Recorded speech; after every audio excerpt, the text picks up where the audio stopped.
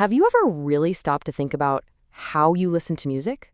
I don't just mean what artists you like, but the actual way you hit play. Well, let's get into it. Because in our world of endless streaming and playlists for every mood, we might be missing out on something huge. We're going to explore how to rediscover the amazing art of the album. Right now, we are absolutely living in the age of shuffle. I mean, think about it. We have millions upon millions of songs right in our pockets, ready to be randomized and sorted into playlists.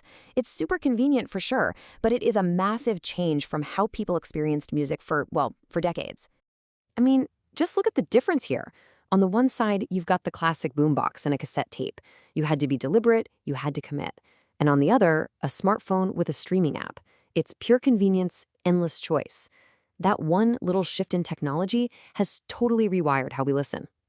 Yeah, this table pretty much sums it all up, doesn't it? We went from listening to whole albums in the exact order the artist wanted to just plucking out individual songs for random playlists. We went from having a limited, carefully chosen collection of music to, well, basically an infinite library. And that leads us to this really big question. With access to basically every song ever made, all at once, are we accidentally skipping the big picture? The narrative that artists can spend years of their lives putting together? Are we losing the story? So, what's the answer? Well, a really powerful one is right here, rediscovering the art of the album.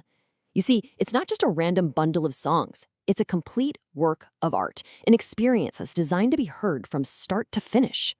Okay, so this is the key, right here on the screen. An album is a collection of songs that are meant to be played in a specific order. That order is everything. It's how an artist builds a mood, creates a journey, and tells a story that one single song just can't hold on its own. And look, this isn't just me being nostalgic or something. In fact, one of the biggest artists on the entire planet recently made a huge move to protect the album as an art form. Yep, that artist was Adele. She actually got Spotify to take the shuffle button off as the default option for albums, and her reason was so simple but so powerful. Her art tells a story, and those stories should be heard the way she intended. You know, when an artist as big as Adele says that, people definitely listen. All right, so if we're going to really get what an album is doing, it helps to know the lingo, right? The language that artists are actually speaking. So let's do a quick and dirty breakdown of the basic building blocks of a song. Okay, first up, the beat. Super simple. This is the pulse of the song, its heartbeat. It's that rhythm that everything else is built on top of. Then you've got the lyrics. Pretty obvious, right? These are the words. This is where the most direct kind of storytelling happens, where the artist can just lay out their thoughts, their feelings, their ideas. And of course, the chorus. You know this one. It's the part you can't get out of your head. It repeats a few times, and it usually holds the main idea or the biggest emotional punch of the whole song. Ooh, and then there's the build-up. This is such a cool trick artists use. It's that moment where everything gets more intense, louder, faster, and it creates all this tension that just pulls you in right before a huge release. And last but not least, a track. Super simple, it's just what we call a single song on an album. You can think of each track as a chapter in the album's bigger story. All right, now that we've got the vocabulary down, we can start exploring this huge, amazing universe of musical genres. Because different styles use all these elements in totally unique ways to create completely different worlds. So let's take hip-hop.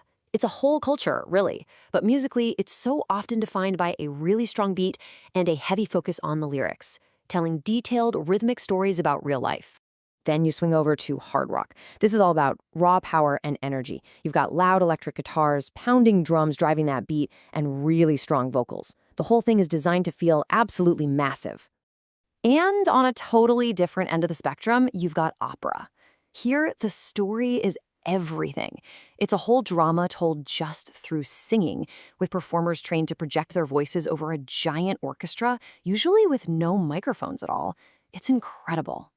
And seriously, the variety is just mind-blowing. You've got soul music, which is all about pouring out deep, raw emotion. Then there's reggae, with its famous relaxed, offbeat rhythm from Jamaica. And of course, K-pop, this global force built on insanely catchy choruses and perfect synchronized performances. And here are a few little fun facts about these genres that I think are pretty cool. That chill vibe you feel in reggae, it actually comes from emphasizing the offbeat. The insane perfection you see in K-pop is because these idols train for years before they even debut. And yeah, those opera singers really are acoustic powerhouses. Okay, so now you've got the why, the whole point of the album, and you've got the how, the language of music. So now it's time to put it all together and go on your own listening adventure. So you might be thinking, okay, where do I even start? Well, this list right here, it's an awesome starting point. It's full of 10 classic albums from all kinds of genres. My advice, pick one you've never heard before, put on some good headphones, press play on track 1, and just listen all the way through, no skipping. And that really brings us to the final question, the most important one.